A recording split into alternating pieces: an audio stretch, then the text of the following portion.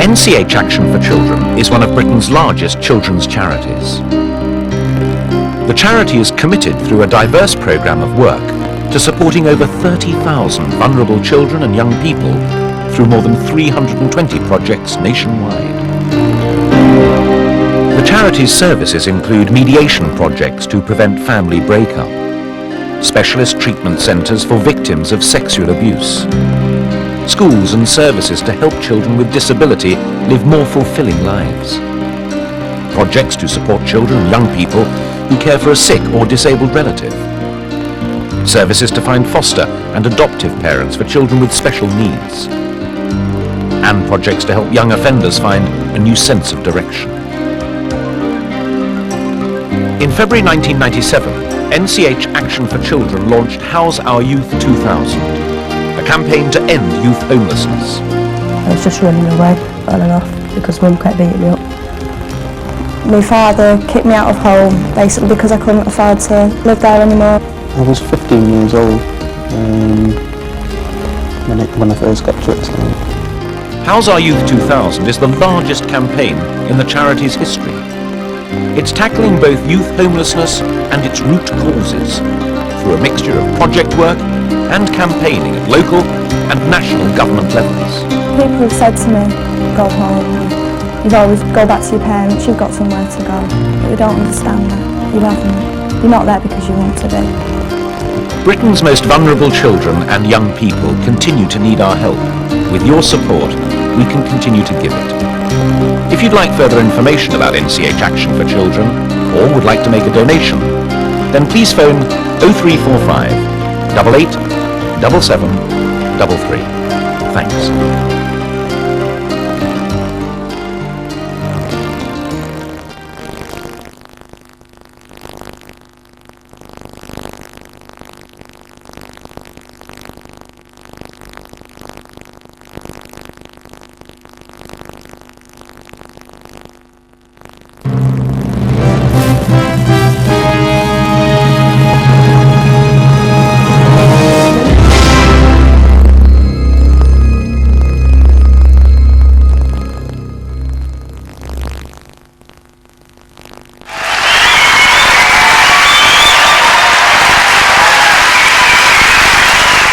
I bumped into my old school bully in Liverpool, guy called Keith Sanders. There he is, and he's like, everyone had a Keith Sanders at school. 13 years old, you know, he already has to shave at playtime and shit like that. It's like, oh, he drives to school, this kid does, and he's like, goes in the staff room, makes toast for himself, whatever he wants, you know what I mean? And his favourite game was to get you on the ground and kick you and piss into your games bag while he's doing this, right? That was his little thing he liked to do for you, right? And teachers are no good at dealing with that, by the way. They'll just come in and say, come on, Saunders, why are you doing that? Why are you kicking D and pissing in his games bag? He's like, I don't know, sir. Fair enough, off you go, son. Yeah. See you later on, okay? Okay, mate, yeah. And then take it out on me. Come on, D, you're wasting everyone's time. Go, no, sir, it's not fair. Of course it is, you're crap at sport. You smell of piss anyway. Go on, get going, right? No. So I bump into Keith Sanders in Liverpool, right? And he's with his wife. This is a great bit. She's totally fucking hideous. And all I could think was, thank you, God. Good. Yeah, I know that's not very fair. You should give everyone a chance, but you know, the pair of them, just the plainest couple on earth. You just see them go past in the car, you think they had the airbags out. Unbelievable, really. And you know, but beauty is skin deep, and well, imagine what you look like without that skin. You're pretty close to what we're looking at now. Anyway, so I give everyone a chance. So I start talking to her. I said, where did you and Keith meet? She said, hey? No, sorry. do finish your peanuts. He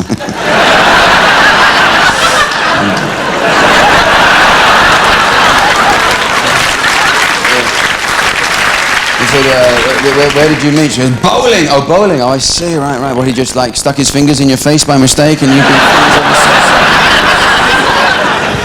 You know what I bought the other day? I bought one of those magic cards that you can sort of scratch. You know, did you buy these magic cards? You hold them in your hand and scratch them with a coin, and straight away they turn into a piece of rubbish.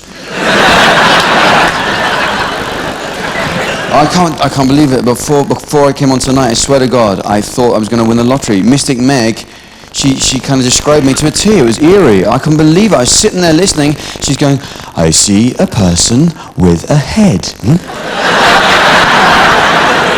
That is freaky, yeah. Mystic Meg, Mad Meg from the mental hospital, as she's better known in actual fact. Mad Meg, who is strapped to her seat at all times.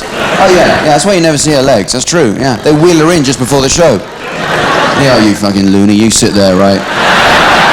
You wait till the doors open, talk shit till the red light comes on, okay?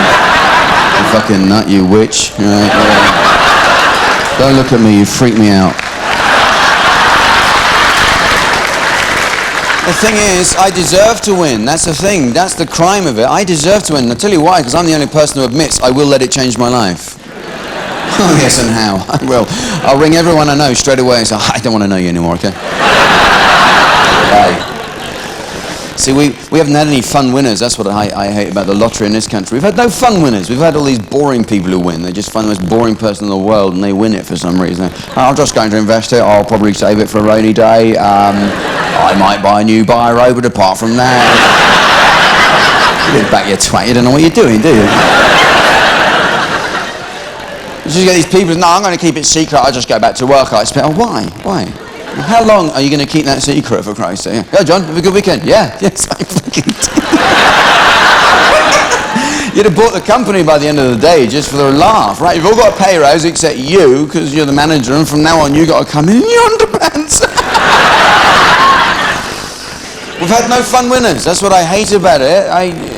Pools winners, they've got more style. They know how to blow it, don't they? They know how to...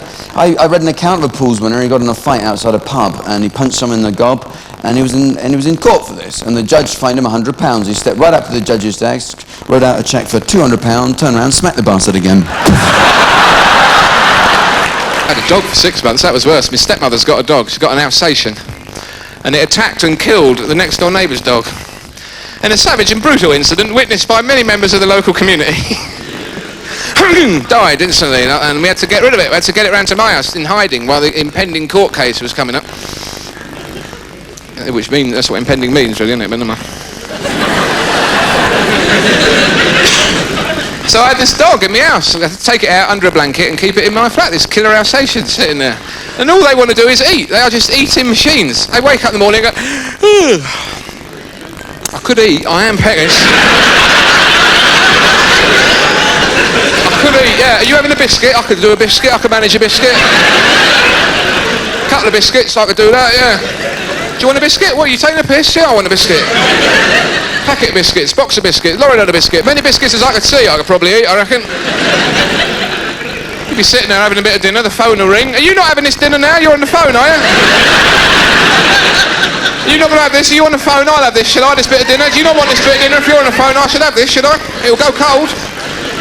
Leave that alone, it's alright, I've got it, don't worry. They got a supersonic hearing, is that a tin opener? I can hear, is that a tin opener? I can hear, sitting in that drawer, doing nothing. Sitting in that drawer, not being used. Idle.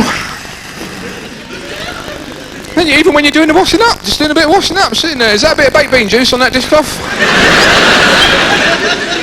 Are you not having that baked bean juice? Do you not want that? Shall I have that? Shall I have that dishcloth?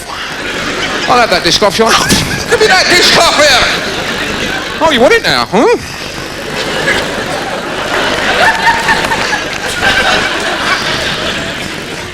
God, it's a fuck off big place, isn't it? Can I do justice to this?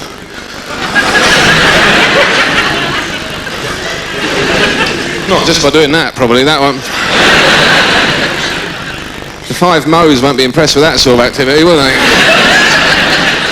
Months of rehearsing intricate stuff, and some scruffy twat comes on a Sunday and does that. A little sign and a bit of a wave, you think that's enough, does he? He's going nowhere fast, that boy. This isn't the act, by the way, don't go thinking I'm shit or anything.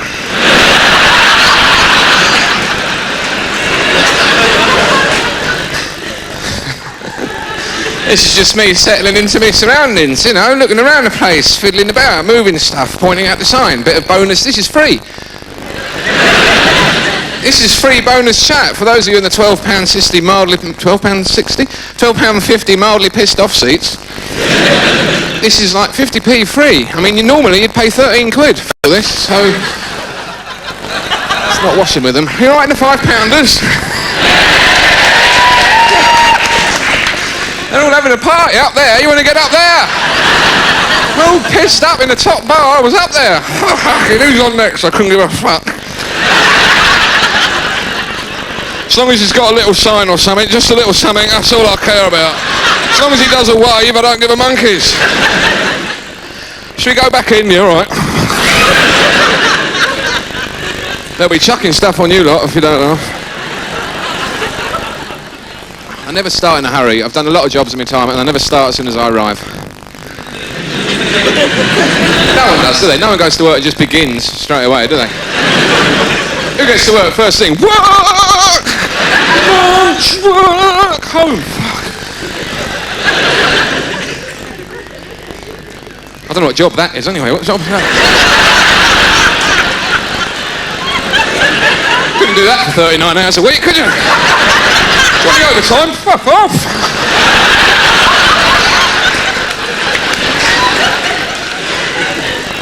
That'd get them on What's My Line if you did that on What's My... If you went and signed in and then you did your little mime, right there. Oh. TV history was made tonight as What's My Line overran by 3 hours. All taking their jackets off, loosening their ties. I don't know, hang on, one more go. Hold the news. One-arm juggler on speed.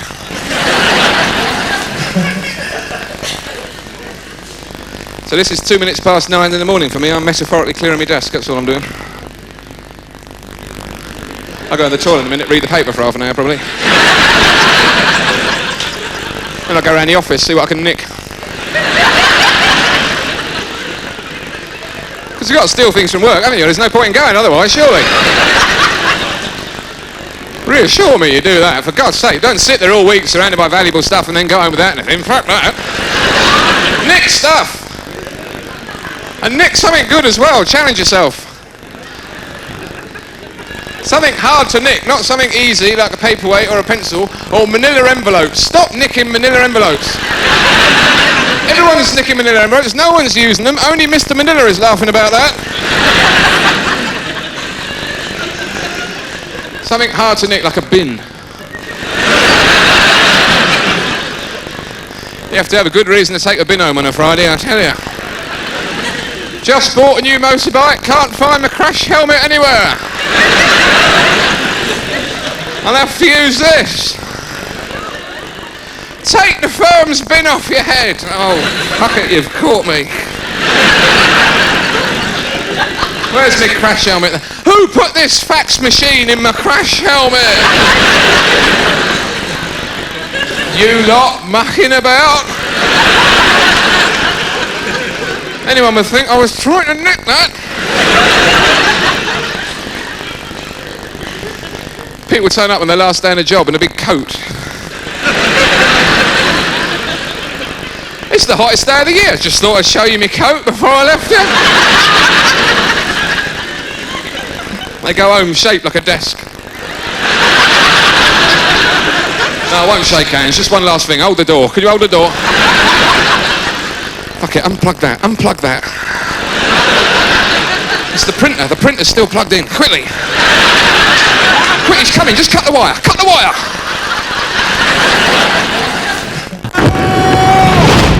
Every year at the Cup final, there's always a member of the royal family there, isn't there?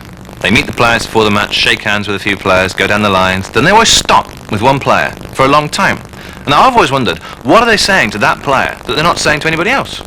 Last year, Prince Charles did it, and I lip-read him, and what he said was this. Jolly good luck, well done for getting so far, yes. Jolly good luck, well done, nice haircut, very nice, wish I could do the same. Jolly good luck, well done for getting so far, lovely shirt, ooh, nylon, Stasi, yes. Jolly good luck, now look, what you've got to do, you've got to push your full backs up, get into the channels, get your crosses in early, pass and move, don't let them come at you, and go in hard, you can do these, they're shit. Jolly good luck, well done for getting so far. Jolly good luck, well done for getting so far. Get in there, eh? Go on! Jolly good luck. True. And in conclusion, that concludes the concluding statement of my... Are you a woman dressed up? As it were. I just...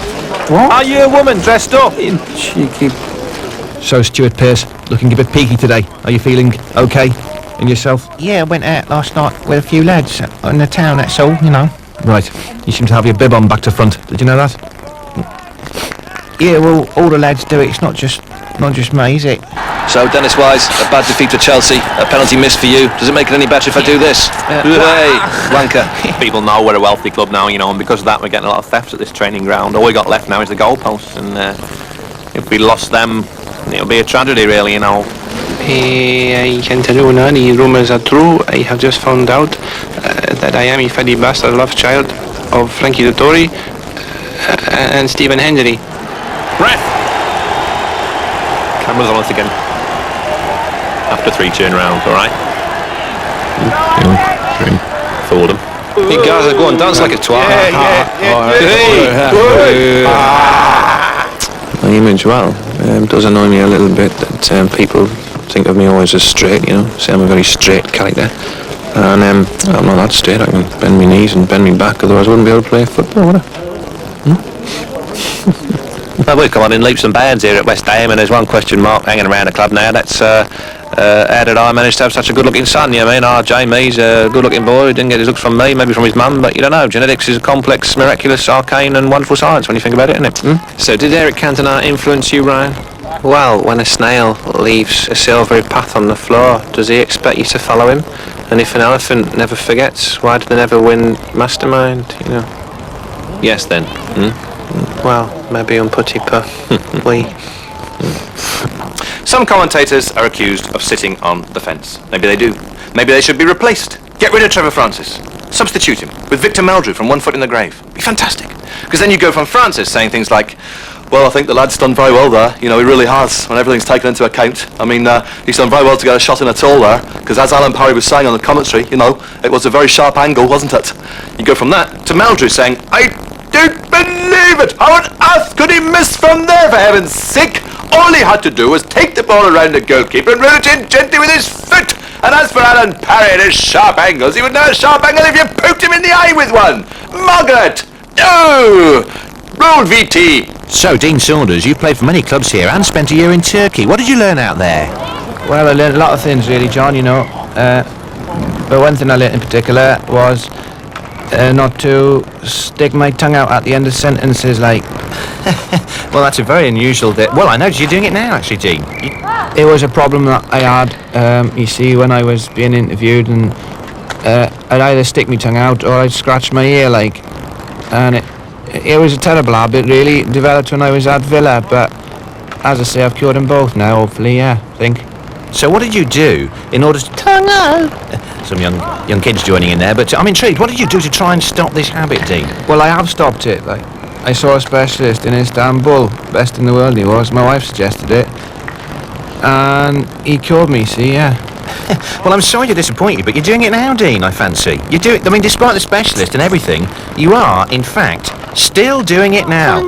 Well, you say that, like, you know, but I know it's better because I had surgery, see. I didn't want to have to tell you this, but my tongue was too big for my mouth, you see, so they cut a bit off. And it's better now, I know. Well, but I mean, you can't keep it in there, can you? I mean, you're trying hard now, but even now, that little tongue wants to pop out, I fancy. Doesn't it? Really? See, there it is. Well, I can't believe you're saying this to me, really, John.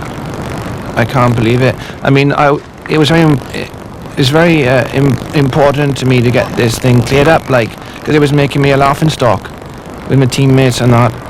And this surgeon, he told me he'd cleared it up, and he said that he'd stop me from scratching my neck as well, you know, so I believe him. And this is unbelievable. Well, that's as may be, Dean, but our sound man here, just alongside you to your right, he says, no, that's the director, that's him, yeah, big fella. He says that he is willing to bet 500 English pounds, yes, 500 pounds, that you will stick your tongue out at the end of your next sentence. What do you say to that? Eh? 500 pounds. You up for it? Sure. Yeah. Honest, no, he's in all seriousness, 500 pounds on the tongue making an appearance. Well, he must have money to burn then, John, that's all. Because I know that surgeon in Istanbul, like, he's cured me, so... You see there, that was a whole sentence there, wasn't it? I didn't stick my tongue out, did I? So, I win, I reckon. Yes. Tongue-o, tongue-e. My mate said to me... Last night I went to bingo with Denzel Penberthy. Me and he went to bingo. He said, Jethro, he said, you got that number, put a ring around that one. He said, look, you got that one as well, put the ring. I said, fill your own pissing card in. He said, mine's full.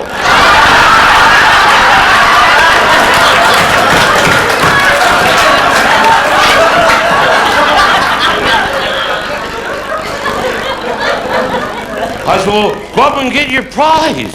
And he come back with a pair of Wellington boots. I said, that was never the first prize. He said, no, you wouldn't have wanted the first prize.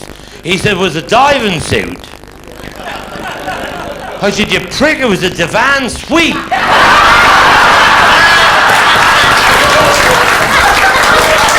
He's a whack. He's a whack.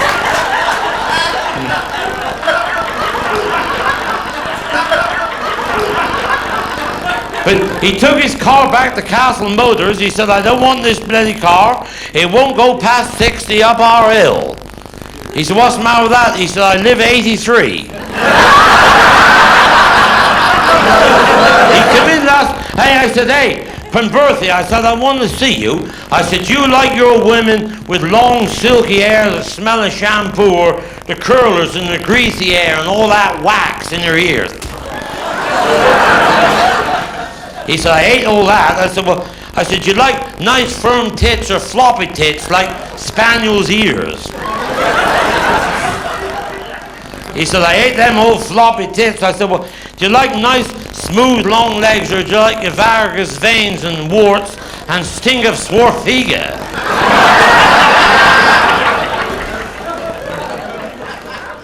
He said, I hate all that. I said, well, why are you shagging my wife?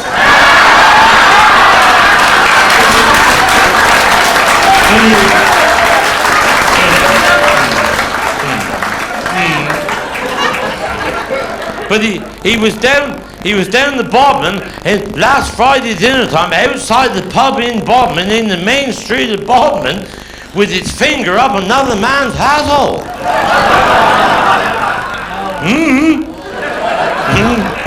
I said, whatever are you doing with your finger up his asshole?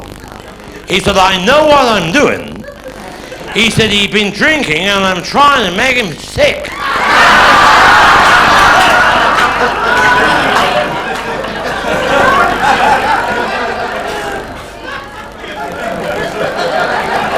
I said, you won't make him sick with your finger up his asshole. He said, you wait till I put it in his mouth.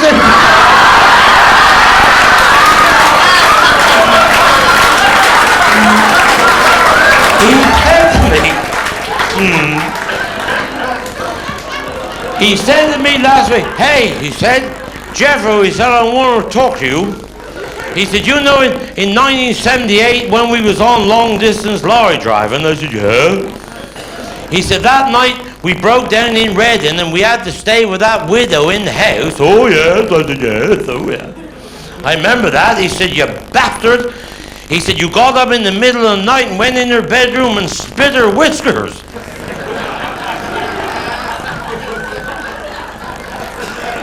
Well, I said, I must be truthful. I'm honest now. All them years ago, that is true, I did. I went and give her a stuffing in the night. And he said, you give her my name and address.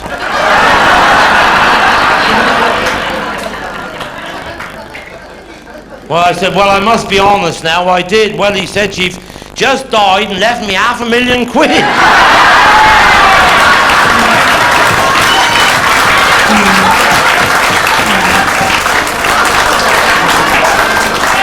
Do you know, tonight is an educational evening, and you may think you're here to enjoy yourself, but there's a lot of questions that must be answered here tonight. We should be asking later on the show, what did Neil Armstrong say when he first walked on the moon? He said, there's no bloody way a cow jumped over here.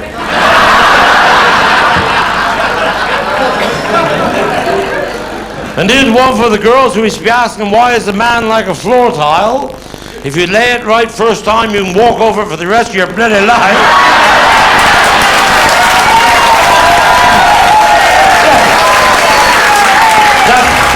That's the first time you laughed, you miserable cow. And I laugh at you when you come in.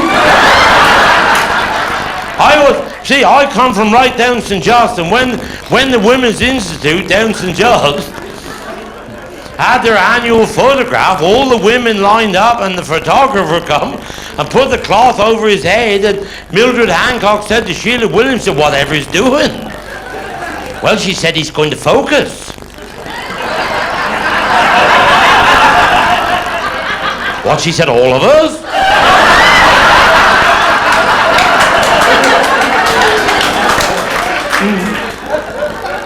But news is just coming through. Late news tonight, ladies and gentlemen, that bloody panda, that talking panda, have escaped from Payton Zoo. And he got out. Well, he got hitched up with a prostitute in St. John's, and she's never had a bloody panda. Never. You don't see a lot of pandas down there. And she took him to bed and she gave him a bloody great supper, bloody blood up like a wilkie. And took her to bed and gave her hell of a stuffing. Then she said, well, aren't you going to pay? He said, what for? Well, she said, I've given you a big supper and you've took me to bed and given me hell of a stuffing. He said, what I got to pay for? She said, look, there's the dictionary. She said, I'm a prostitute. He said, well, what's that? She said, look it up in the dictionary. And he looked it up. He said, woman who sells her body for financial gain. He said, will you look up panda? Big hairy ass animal, eats, shoots and leaves.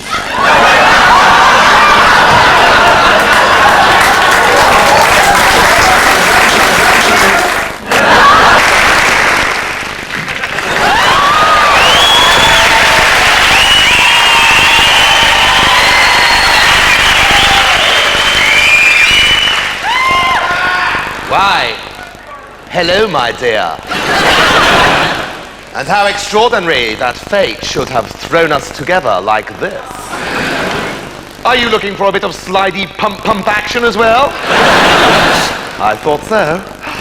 So let's get romantic.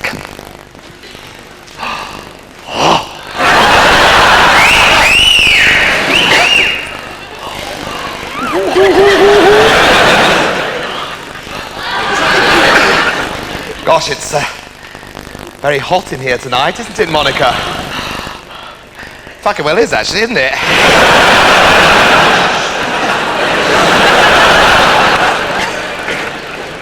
You must be very warm, Monica, in all that bra.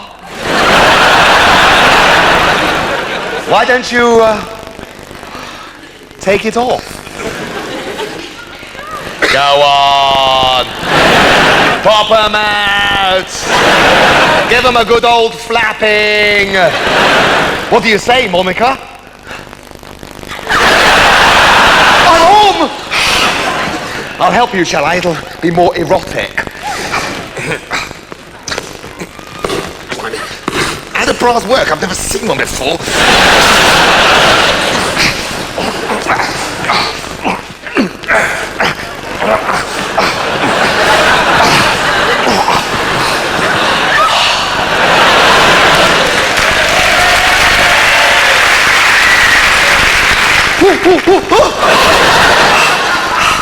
Well, here we are, Monica. Would you care to dart?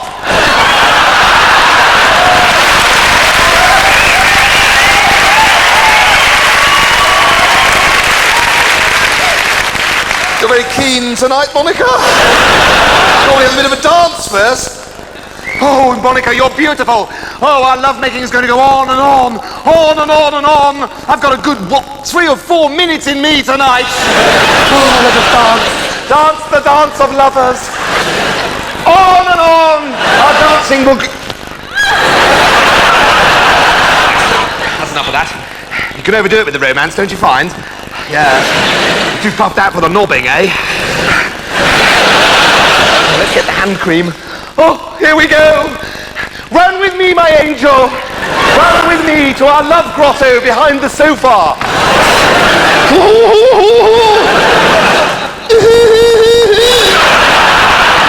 Oh, Monica. Monica, you are...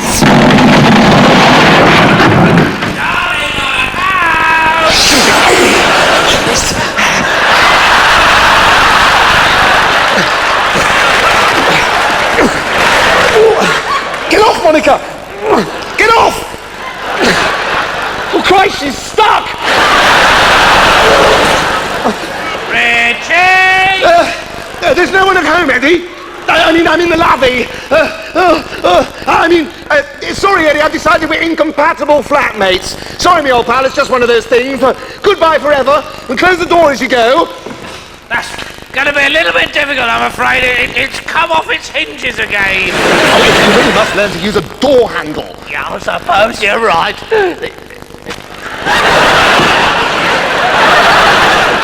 Oh, well, I better fix the door. Now. Oh. Where's the super glue gone? I left it here in the hand cream jar.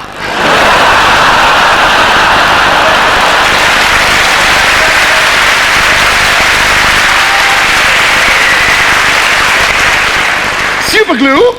Yes. Super glue in the hand cream jar? You got it. I think I left it in the lavvy, Eddie. Oh, right, I'll go and find it.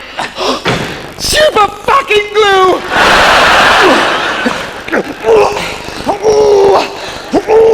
Here, look, you two, grab that. Oh, Christ, he's coming back! No, it's not there.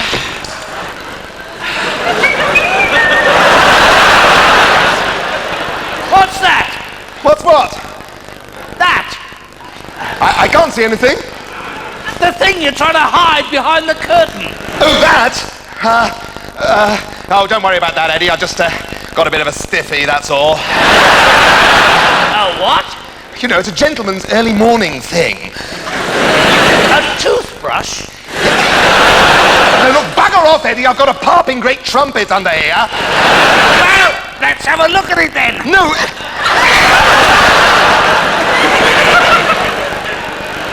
Funny looking trumpet, isn't it? Is that where you blow?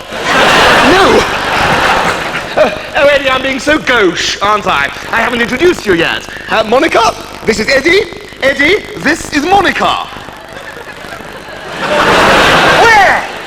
Here! Oh, no. Super glue everywhere. Oh, thank God. Is she from the circus? Do you mind? She's a respectable woman. Yes, I can see that. And, is this the box she came in? Oh, blimey, she's a busy woman, isn't she? She's got 3 working offices.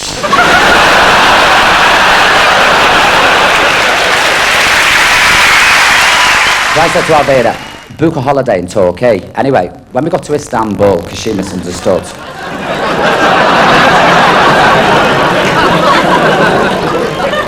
You ever been to Turkey?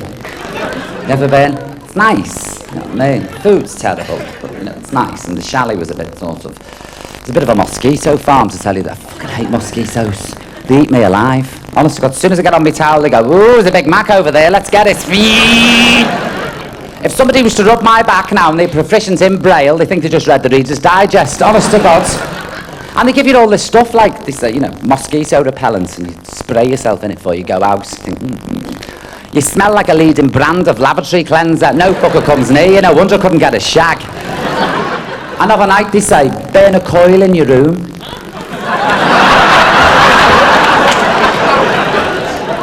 Whipping my copper 7 out at 2 o'clock in the morning and setting fire to it in an ashtray. Got another thing coming. She booked us on a saga holiday. Christ knows why, Rosie. You know what I mean? But I must say, if you were looking for a good time, go on a saga holiday with a gang of pensioners. We had a ball. And it's just true, this. There was a gang of VJ Day. Which is the shop? That's VG, isn't it? VD is the other thing. VJ Day. Japanese, VJ. We were on this plane with all these VJ Day, you know, veterans who were sort of. Fuck you and all if there's another war.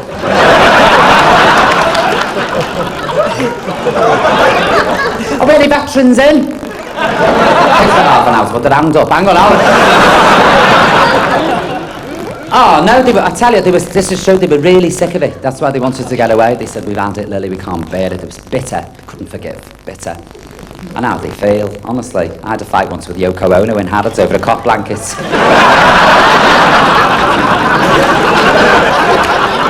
Ripped it out my hand, she did. I was livid on the bus going home. I'm glad it's over, all that VD, not VD, I keep saying VD. I've ever had it. What was the other one? VE Day, that's it. People saying to me, what are you doing for VE Day? So what the fuck do you want me to do? Invade Poland, have a spam fritter for me tea, I don't know. I was like, what are you doing for comic relief? Look, I might give Ken Dodd a wank, how's that? Really stupid question.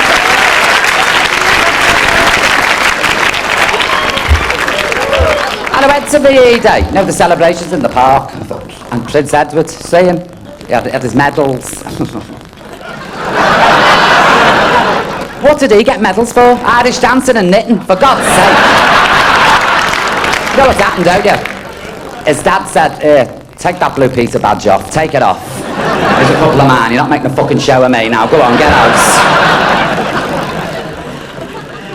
I bumped into him while I stood on the hem of his frock, and went, sorry. Vera Lynn spoke to me. She lose that fucking scrubber.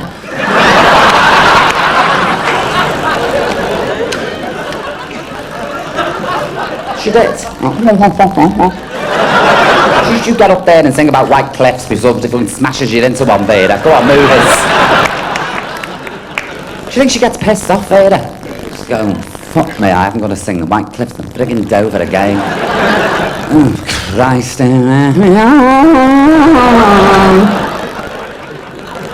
And they let the doves go, did you see that? They said, the spectacle, we're going to open that dome and all these doves are going to fly out with us sat there like cream in our drawers waiting for this thing like the top of a Dalek went and half a couple of pigeons went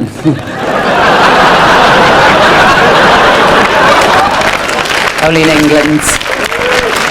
Well, it's true, this is how the English do it. I mean, you know, look at Australia, they have the Mardi Gras, look at Rio, they have the Carnival. What do we have? Pancake Tuesday? Oh, please. Who wants to go to the Mardi Gras, get blind, stinking drunk, drop 2E, dance round your handbag for 48 hours and have a shag with a 10-foot Aussie the next day when you can toss a bit of batter on your kitchen ceiling? Not me. Not me, give us that frying pan. So I'm in this restaurant with a stripper and he's got this thing I thought was a draft excluder. And what they do is, because they don't just like whip the pants off and you go, oh, look at that. I don't really know how to explain this to you. They play with this to get it like, hard. And then they... My mother used to do that, you know, she didn't want to say any, no certain words. Like, she'd say, I'll say, how's your mate? She'd go, no. She's got what? Me. Or she'd say, and those two women who live up the road. I'd say, yeah. She'd say, I want to live together. Short hair. Black shoes. I'd say, yeah. She'd say, there.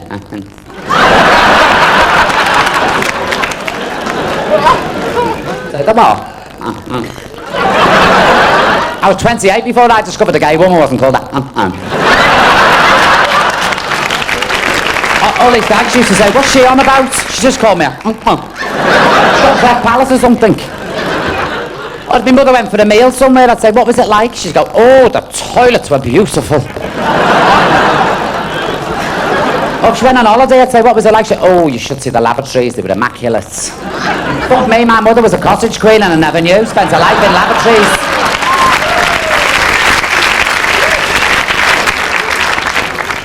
But I'm in this restaurant with this stripper, and I'm telling you, and he's got this thing, and he's sort of playing with it and all this, and they tie a shoelace round it to keep it in there, and he's banging it on the sink. And I'm trying to put my lippy on and act casual.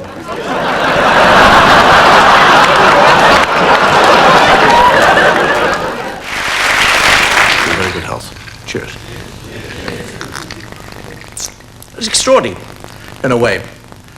It's very illogical, actually, when you pick up something which is purely alcohol and say to somebody, good health. When you actually think of the properties of alcohol, the damage it does to you, it destroys your brain cells, gives you enormous headaches, double vision, DTs, destroys your stomach lining, your bladder, your kidney, your liver, and we say, good health. We say, cheers, good health, long life, happiness.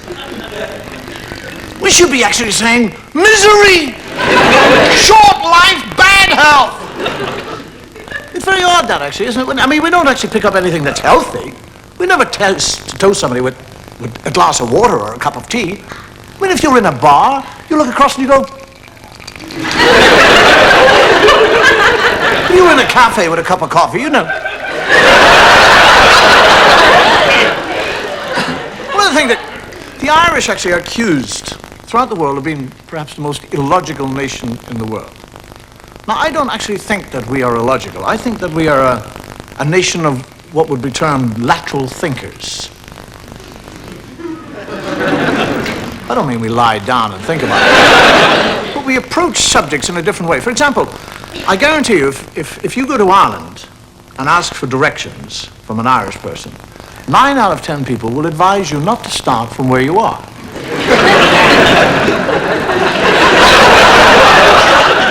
It's just a different approach. Say, I wouldn't start from here if I were you. Go over there, it's nearer.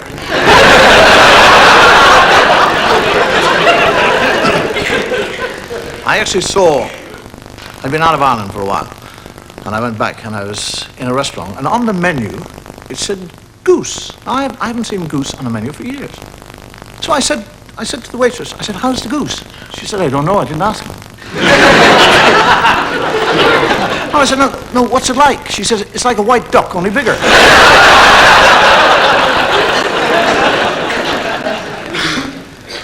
If you want to actually examine what is termed Irish illogicality, perhaps the best place in the world to go to is the courts.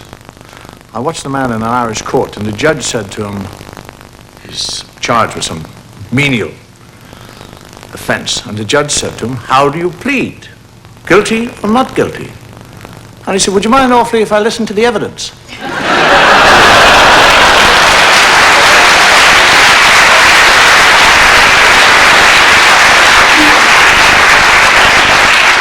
You see, well, the English, they pride themselves on the logic. They look on the Irish as a totally kind of lunatic nation of people. Well, I was reading recently where London Transport have lost, last year, 40 million in unpaid fares. And I thought to myself, well, if they applied Irish logic to that, they could save themselves a lot of money. All they have to do is to cut the fares in half, and they'd save themselves 20 million.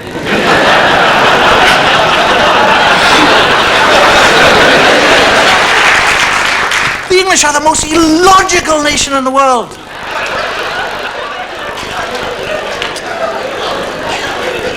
And you're guided by the most illogical notices in the world. For example, in this theatre here tonight, the audience that are here are informed by the management that when you leave here, you must leave by the exits only. Now, I'm Irish, I don't have to be told that. There's solid wall, gap. I go for the gap.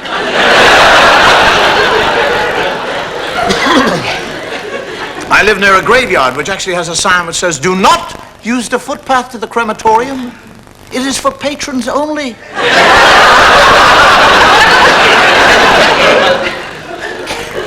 I love things when I see a door which says, this door is not an exit. What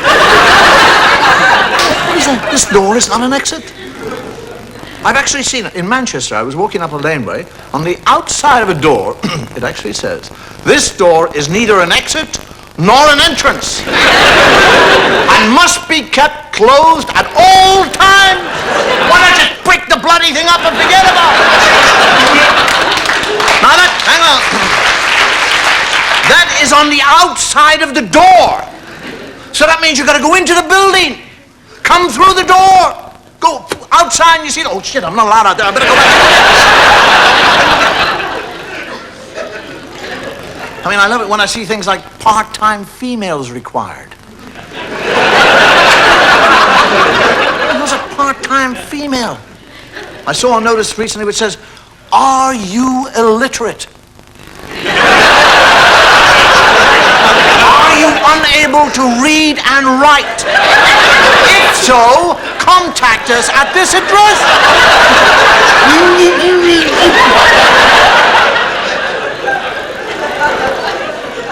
I mean, I go through Soho and I see it which says live girls dancing. What do you expect? Stiffs on a piece of elastic?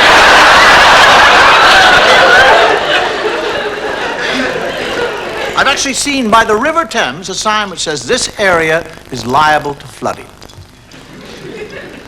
If this notice is covered, do not park your car.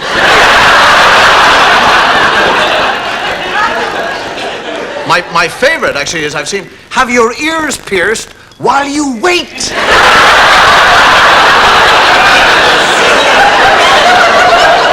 What else are you going to do? Take them off. I'll be back.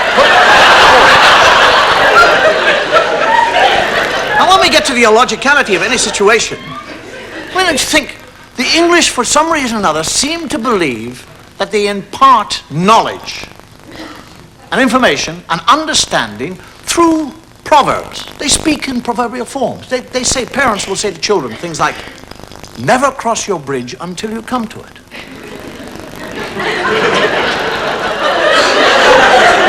Believe me, there is a proverb in the English language which actually states, learn to cut your fingernails with your left hand. One day you might lose your right arm.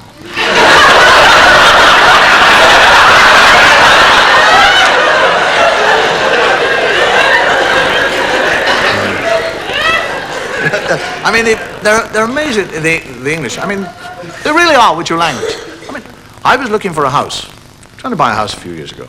And every house I went into, people, generally the woman in the house, would show me around the house. And she'd say things, most obvious things. She'd say, this is the kitchen. She'd show me with a table and a stove and lots of plates. This is the kitchen. This is the lavatory. The cellar is downstairs. I mean, there's that lovely thing. Have you ever sat in a bar at a table, 2 or 3 empty chairs around it? Somebody's bound to come up and say, are you sitting in that chair? No, I'm sitting in this one. No, well, what I mean is there anybody sitting in that chair? Yes, there's 8 people having a gangbang.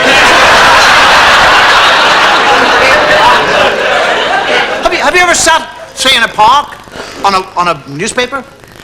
Sit on the bench, it's wet, and you put a newspaper down, sit there, somebody will come along and sit beside you. I guarantee you, after 5 minutes or 2 minutes, they'll turn around and say, are you reading that? Yes, I have an eye up my anus, I always do.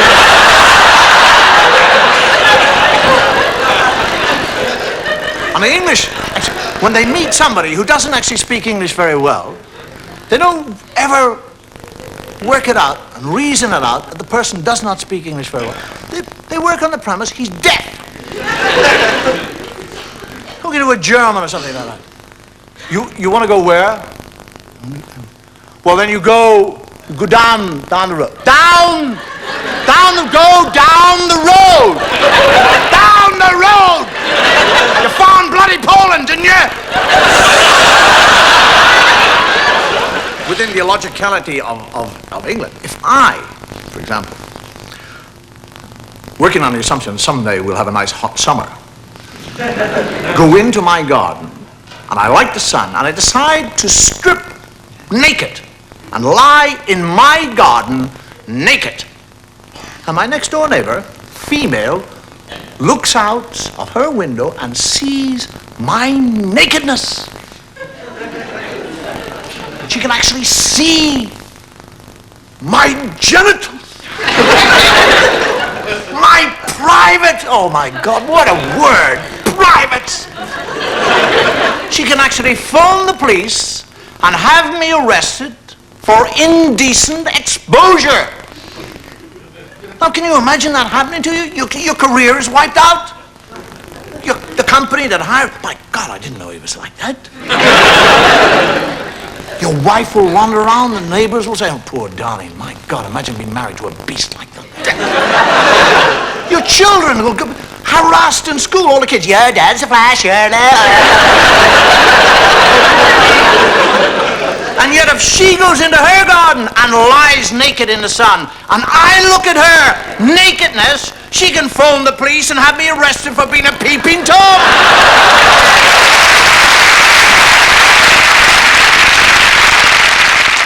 I think the problem with my comedy, right, is that it's hard-hitting, you know, and up to the minute, without being funny. If I get the third one, we're up and running, do you know what I mean? Yeah, so actually, I've been practicing, I've been practicing this impression all week. It's brilliant, this, right? Who's this? It's fantastic, right? Who's this, right? I've got the walk, haven't I? Right. You're late again, Duncan. Sit down at the back. It's my old art teacher, Mr. Glover. You don't know him, do you? No, but if he was here tonight, you'd swear blind that was it. You'd say that's spot on. I'll do some more famous ones, right? Okay, right. Who's this? My name is Michael Caine. Shut your bloody mouth. Michael Caine. That's Michael Caine. Jimmy Savile. Now then, I'm Jimmy Savile. Shut your mouth. I've got a cigar. I'm Jimmy Savile. That's Jimmy Savile.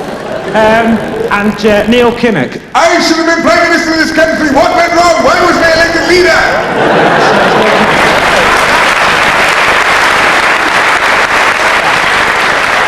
Yeah, they're not bad, are they?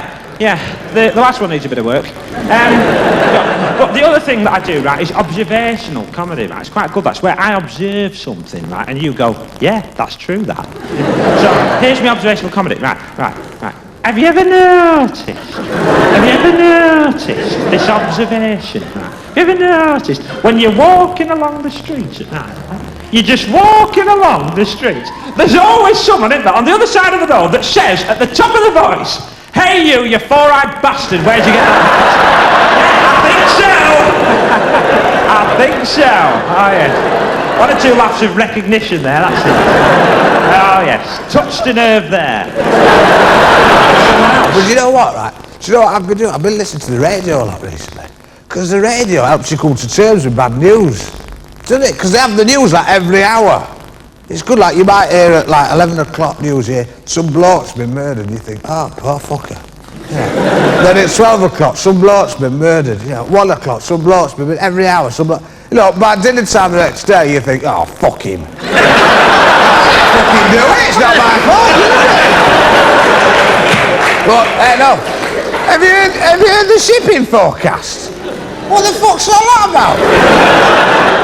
Cromarty Fisher, German by Easterly, 4-7. It's fucking bollocks, isn't it?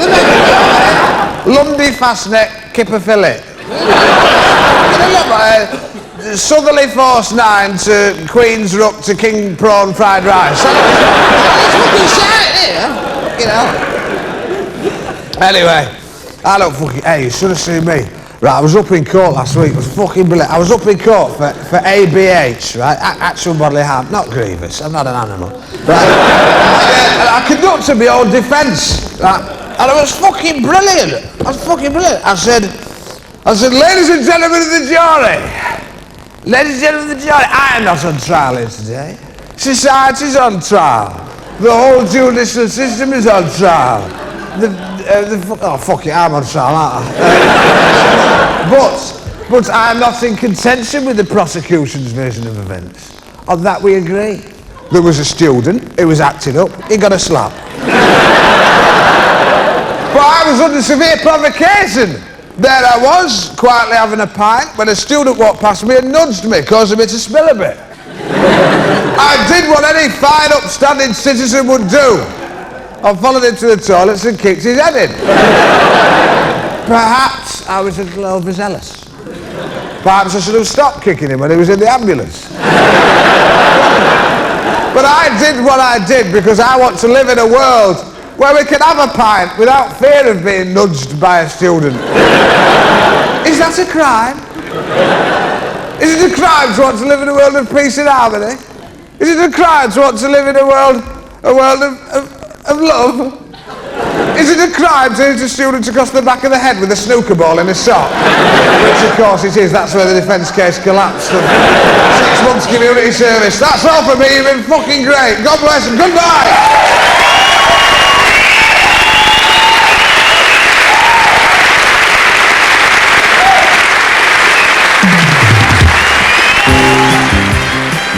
As the audience leaves the theatre after an evening of quality entertainment, it's sad to think that their enjoyment will be somewhat spoiled by the small pool of sick near the entrance to the foyer.